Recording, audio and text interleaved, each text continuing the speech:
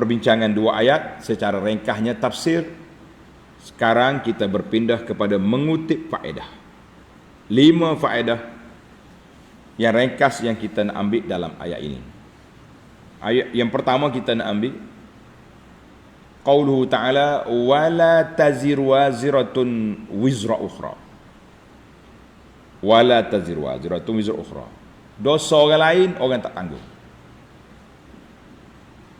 Kata di ulama tadabbur, mau'izatun azimatun.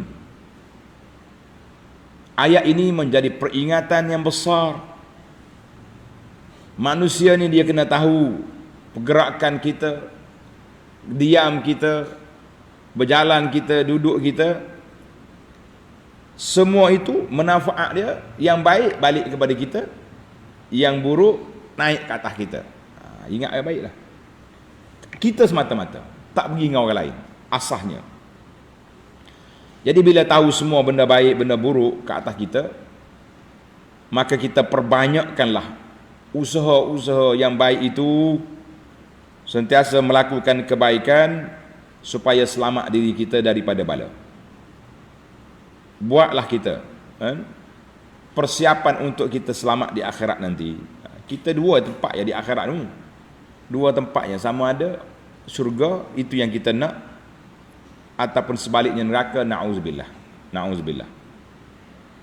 Maka setiap orang mukallaf naklah dia ta'ammul, duduk di bawah cahaya Al-Quran di atas dunia ni. Apa yang patut kita buat, apa yang tak patut kita buat, apa yang Allah suruh, apa yang Tuhan larang, itu menjadi tanggungjawab kita. Sebab dosa kita tanggung. Baik. Isu yang kedua adalah ayat yang sama, macam kontra dengan satu lagi ayat. Ayat Suratun Nahli ayat 25. Liyahmilu auzarahum kamilatan yaumal qiyamah. Orang kafir memikul dosa dia sendiri pada kiamat. Wa min auzaril ladzina yudhillunahum bighairi ilmin, dan dosa-dosa orang yang kamu sesatkan mereka. Jadi ayat ini macam mana kita nak campur dengan ayat wala tazirwa ziratun wizra ukhra. Tuhan kata dosa orang lain tak tanggung, tapi dalam ayat ni kenapa tanggung? Ayat Suratun Nahl 25 ni. Jawab dianya an haula'id dhalin, orang-orang yang sesat sendiri dia ya. Maka dia akan tanggung dosa dia. Dia tak tanggung dosa orang lain. Tetapi kalau dia menyesatkan orang, dengar tuan-tuan, dia menyesatkan orang, dia menjadi penganjur kepada program-program kesesatan, program-program maksiat, program mungkar, tidak bertanggungjawab dengan orang bawah dia, maka dia bertanggungjawab. Mana dalil? Dalil hadis Nabi SAW, man sanna fil islami sunnatan sayyi'atan kana alaihi wizruha wa wizru man amila biha min ba'dihi min ghairi an yanqusa min auzarihim syai'a. Siapa dia menganjurkan perbuatan mungkar, perbuatan tak baik, dia buat, maka ke atasnya dosa dia buat dan dosa orang ikut dia buat. Maknanya dia panggil dosa penganjur tanpa mengurangkan dosa orang lain. Hadis ini sahih dalam Muslim. Maknanya ayat ini tidak bercanggah, ayat ini tidak ada kontra dengan ayat lain. Mana dosa peribadi naik atas kepala kita, tapi dosa yang berkaitan, sama ada dia jadi penganjur atau dia tidak bertanggungjawab. Isteri tak untuk aurat, suami relax. Nak gimana? Pasar malam, pakai baju kelawar. Naik. Yang anak kita bertukar sahih, baju kakak adik pakai. Baju adik kakak pakai contohnya. Allah, ketak gelemak nah bajumu ni. Lah. Budak-budak zaman lah ni. Marilah. Tidak kata pergi naik tukar baju. Mana? Ayah bertanggungjawab berdosa, suami bertanggungjawab berdosa kalau tidak tegur. Samalah orang-orang yang bertanggungjawab. Kita tengok orang benda kita jadi penganjur maksiat, maka dosa itu naik atas kepala. Jangan kata total ayat ini lah. Ayat ini hak peribadi. Ayat ini menunjukkan kamalu adlillahi azza wa jalla, sempurnanya keadilan Allah Azza wa Jalla, dosa orang lain dia tak tanggung. Kecuali dosa yang berkaitan, yang bersebab, maka dia tanggung. Jelaslah situ, insya-Allah. Kita pergi kepada yang kedua. Baik, sebelum yang kedua. Sekarang ni macam-macam ada pandangan ulama. Orang mengaku ulama ramai, mengaku jadi tok guru ramai. Ajaran dia macam mana? Setiap ajaran dia yang menyalahi sunnah Nabi sallallahu alaihi wasallam, orang pergi buat benda tu khurafat, benda tu mungkar, berselindur di sebalik nama agama, maka tok guru tu, yang mengaku tok guru tu bertanggungjawab juga depan Allah. Sebab orang ikut dia berajar benda pelik, benda yang Nabi tak ajar. Hati-hati kita para pendakwah. Jangan seronok-seronok. Ni pendakwah-pendakwah yang masyhur, selebriti orang panggil sekarang. Tak, sekali dia live 3, 4, 5 ribu orang tengok. Seronoklah. Oh, hari ni ustazah nak ajar kepada tuan-tuan, baca ni. Siapa dia baca zikir ni sekian-sekian, boleh pahala sekian-sekian, jadi kebal, jadi tu jadi ni. Sandaran dia tak ada. Tidak ambil daripada Nabi sallallahu alaihi wasallam, dia ambil daripada mungkin dia reka sendiri ataupun dia ambil orang lain reka. Kita kata hati-hati. Sebarlah yang betul-betul, sebar yang sahih, yang benar. Kita hanya penyampai, bukan pereka ibadat. Ingat, kita hanya menyampai apa yang ditinggalkan oleh Nabi sallallahu alaihi wasallam, bukan mereka-reka ibadat untuk orang beribadat kepada Allah Azza wa Jalla. Mari kita pindah kepada yang kedua. Summa ila rabbikum marji'ukum. Allah kata kepada Allah tempat kembali kamu. Ai annal marji'a ila Allah yaumal qiyamah. Kita semua ni akan kembali kepada Allah. Maka dengan itu wujubul isti'dad, wajib, bukan sunat, wajib kita kena buat persiapan untuk bertemu dengan Allah Azza wa Jalla. Apa dia persiapan? Ini para jemaah dengar. Yang pertama, persiapan kita tambah ilmu. Ilmu tentang apa? Ilmu tentang Allah, ilmu tentang Rasul, ilmu tentang akhirat, ilmu halal, ilmu haram. Barulah kita berjalan di atas landasan. Kalau tidak kita rasa kita betul, tapi berjalan tak betul. Na'udzubillah. Maknanya persiapan kita ke akhirat menambahkan ilmu, meningkatkan takwa dan ketaatan, serta meninggalkan maksiat. Tuan-tuan, ni kita bangun daripada tidur, tengok dalam buku kita Perisai Muslim tu. Bangun tidur, kita baca apa? Baca apa? Alhamdulillahillazi ahyana ba'dama amatana wa ilaihin nusyur. Kenapa? Ni nak kain. Ilallahi marji'ukum. Alhamdulillahillazi ahyana, segala puji bagi Allah yang telah menghidupkan kami setelah kami mati sekejap tidur. Wa ilaihin nusyur, kepada Allah kita kembali. Kalau kita ingat daripada bangun tidur lagi sudah ingat, kita akan kembali kepada Allah. Insya-Allah, tuan-tuan dan puan-puan muslimin dan muslimat, insya-Allah kita akan selamat. Tapi kalau bangun pagi tak ingat ilaihin nusyur, duk ingat apa benda ya, dak cari menu apa yang kita nak makan je hari ni, apa yang kita nak buat je hari ni, kita tak ingat kepada Allah, tak ingat kepada Rasul, lara kita, na'udzubillah. Ini penting sekali. Doa-doa yang maksur yang Nabi kita ajar. Kenapa bangun tidur baca doa ni? Nabi ni mukjizat. Jawami'ul kalim, ucapan dia penuh dengan rahsia dan hikmat, penuh dengan perkara-perkara kebaikan, pendidikan. Dia ada ambil hak lain. Dia baca hak Nabi tu sallallahu alaihi wasallam ajar pada kita, kita baca yang tu. Maka siapa yang boleh hidup ini taat pada Allah Ta'ala, bangun tidur, kita taat sepanjang hari, kita taat sampai kita tidur, insya-Allah kita selamat. Baik para jemaah sekalian, kita berpindah kepada faedah yang ketiga.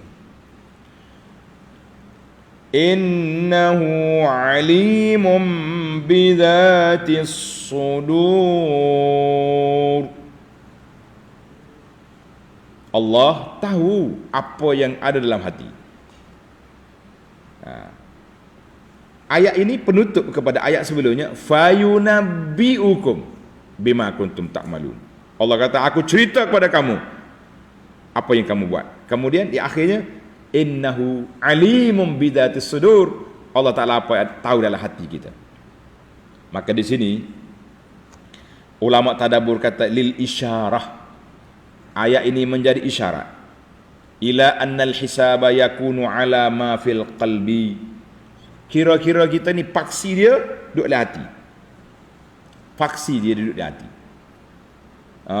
Sebagaimana Allah telah sebut dalam surah At-Tariq ayat 8 dengan 9, innahu ala raj'ihi laqadir yauma tublas sarair.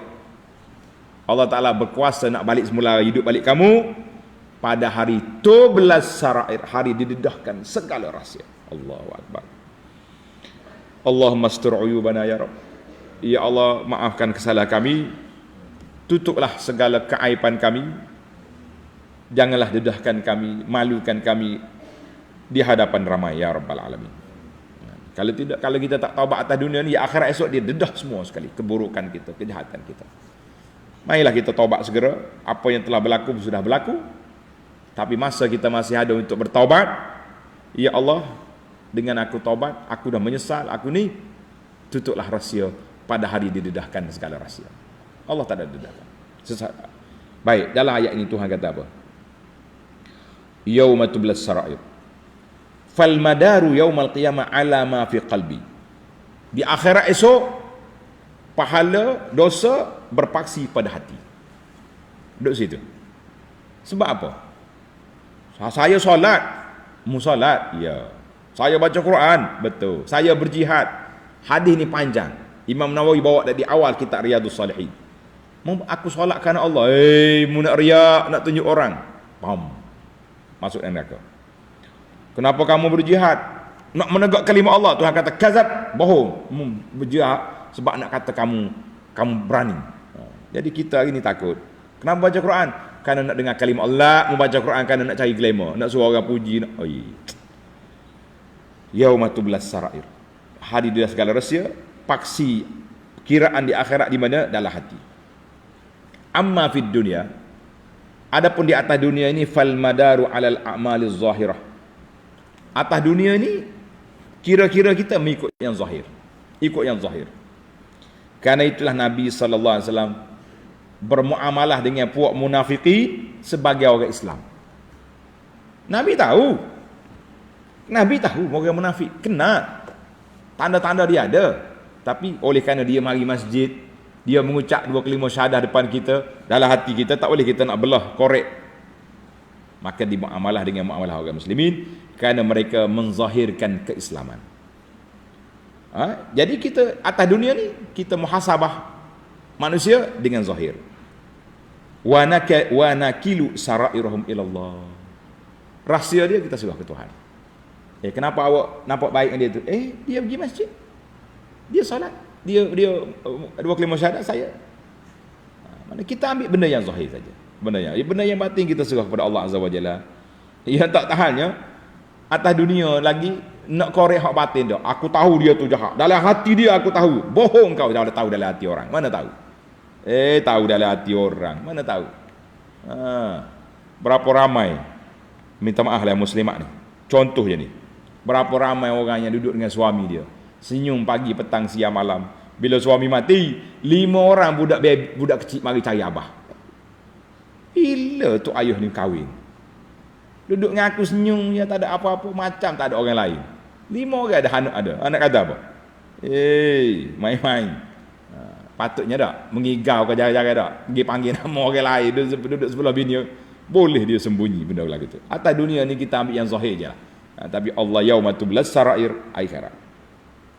Maka dengan itu, dengar ni pelajar. Setelah kita tahu di akhirat esok Allah Ta'ala ambil kira dengan hati, kan, innahu alim, maka islahlah kita, marilah kita islahkan hati kita, perbaikkan hati kita. Sebab apa?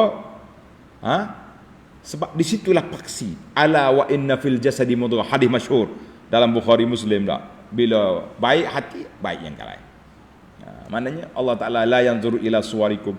Allah Ta'ala tak tengok pada rupa kita, tapi Allah Ta'ala tengok pada hati dan amalan kita. Allahu Akbar. Mari kita semua, tanggungjawab kita semua muslimin dan muslimat, memperbaiki hati kita daripada duk sakit hati ke orang, daripada duk dengki ke orang, daripada duduk riak dalam amalan, sembunyikan. Tak apa kita tak glamour tuan-tuan. Lepas baca Quran, lepas beribadat tak masuk dalam Facebook, tak apa. Biarkan. Orang tak tahu pula saya solat sunat banyak. Ya Allah, hadza huwal qalb. Hati kita nak suruh orang tahu, wala cukup dengan Allah tahu. Bas. Sama juga dalam bila kita sedekah, kita infak, perlukah kita bagi tahu pada orang? Seafdal yang terbaiknya jangan beritahu. Masuk senyap dalam tabur, ambil nombor akaun masuk, tak payah cerita. Ini ada setengah orang ni setiap hari RM10 dia masuk akaun dia, hantar sik. Kita kata boleh lah sekali hantar sik ya, untuk maklumkan, tapi tak payahlah hantar hari-hari. Sebab apa? Sebab kita duduk cerita sangat pada orang. Baiklah, tak apa. Nak hantar tidak jadi salah, tapi eloknya tidak perlu. Baik para pelajar sekalian, kita pergi kepada yang keempat. Ayat 8 pula, turun ayat 8. Wa iza massal insana dhurrun da'a rabbahu munibin alaihi. Manusia ni bila dia kena mudarat, kena bala, mulalah cari Tuhan. Ayat ini taqri', mencela, mencerca orang yang ingat kepada Allah Ta'ala hanya waktu susah. Waktu senang, lupa Tuhan. La. Kita jangan buat perangai macam ni. Laisa min akhlaqil mu'minin. Akhlak orang mukmin sentiasa berdoa pada Allah. Waktu kita senang, kita minta, Ya Allah, Ya Tuhanku, nikmat yang kau beri ni kekalkanlah.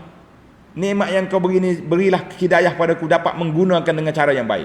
Nikmat sihat, kita gunakan sihat kita ni. Pergi masjid, pergi majlis ilmu, pergi bantu orang. Nikmat kekayaan, kita tolong orang susah, orang miskin, orang memerlukan, bina masjid, bina tempat pengajian. Nikmat ilmu, kita sebarkan, kita amalkan. Jangan tunggu bila hilang nikmat baru kita nak cari Tuhan. Lah, itu manusia yang tidak baik. Banyaklah ayat-ayat yang mengajar pada kita, kan? Contohnya kepuak kapir itulah, bila naik bahtera, kena gelombang, ombak, pakak doa. Jadi sifat orang mukmin, tanda maaf, sifat orang mukmin ingat kepada Allah Taala 24 jam. Bukan ingat waktu susah, waktu sehat, lupa Tuhan. Jangan buat perangai macam itu perangai orang yang tidak baik. Maka di sini kata di para ulama, anna ibadah ad-darurat la tanfa' ghaliban. Jadi waktu darurat baru nak cari Tuhan, biasanya tidaklah banyak memberi manfaat sangat pada dia. Sebab terlupa hari ni. Tapi kita kena ingatlah juga, manusia ni bila dia betul-betul terdesak, kalau dia doa ketika itu hati dia ikhlas. Bila dia terdesak, sebab itulah sekarang ni orang dakwa, saya terdesak satu hari, saya pergi berdoa. Pergi berdoa di atas bukit, atas pusu ke, pergi doa atas gunung. Macam-macam nama gunung sekarang, saya nak sebut tak berani takut orang pergi. Tak, kalau kita sini bukit berapa paling tinggi? Gunung Ring ya, contohnya. Apa gunung? Gunung Stone. Naik gunung Stone. Gunung Jerai. Saya naik atas gunung ni, saya berdoa, mustajab. Saya pergi dekat kubur, saya berdoa, mustajab. Kubur ni teriak. Sebenarnya kata ulama bukan di situ. Oleh kerana waktu tu hati tu terdesak, tak ada pergantung dia kecuali kepada Allah, ketika itu Allah kabulkan. Lain, kita jangan duduk jaja benda-benda yang tidak betul. Sebab itulah kubur ni mustajab, orang ni mustajab. Waktu tu dia berdoa. Tengok orang kafir, waktu dia berdoa, waktu dia susah, betul-betul tersempit, tak ada dah tempat pergantungan dia. Berhala, syirik semua tepi belakang.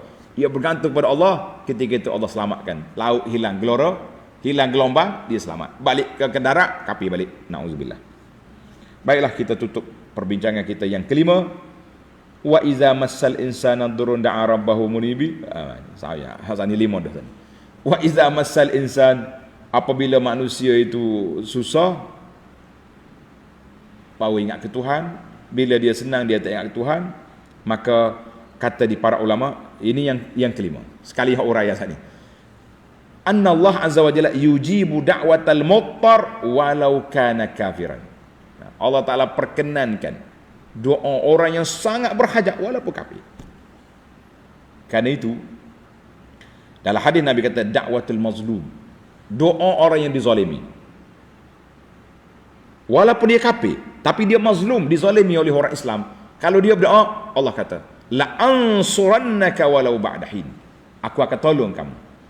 Maknanya Allah Taala tidak redha dengan kezaliman yang dibuat. Orang Islam zalim orang kafir. Orang kafir berdoa pun Tuhan kenan. Jangan zalim pada orang. Jadi ini mana dipanggil, kita ni dalam hidup kita, kita kena ingat bahawa isu yang kelima, isu doa tadi, mana kita berdoalah dengan hati, dengan doa dengan mulut saja. Kalau kita nak mustajab doa, doa dengan hati. Baik, sebagai penamat kepada ayat kita ni, Allah kata tamatta' bi kufrik innaka min ashabin nar. Tamatta' bi kufrika qalilan. Seronoklah, happy lah sekejap atas dunia ni, tapi kamu akan pergi ke neraka. Ashab, tengok, bila kata ashab maknanya kawan. Kalau kita kata ni kawan saya ni, maknanya kita berkawan mungkin daripada budak dulu sampai ke mati. Mana ashabin nar, maknanya orang ni kawan neraka, teman neraka, maknanya mungkin tak akan berpisah daripada neraka. Na'udzubillah. Baiklah para jemaah sekalian, setakat itu dulu untuk kali ini. InsyaAllah kita sambung lagi dalam ayat yang 9 dalam siri yang akan datang. Subhanakallahumma wa bihamdika asyhadu an la ilaha illa anta astaghfiruka wa atubu ilaik. Wa sallallahu ala nabiyyina Muhammad wa ala alihi wa sahbihi ajma'in walhamdulillahi rabbil alamin. Wassalamu alaikum warahmatullahi wabarakatuh.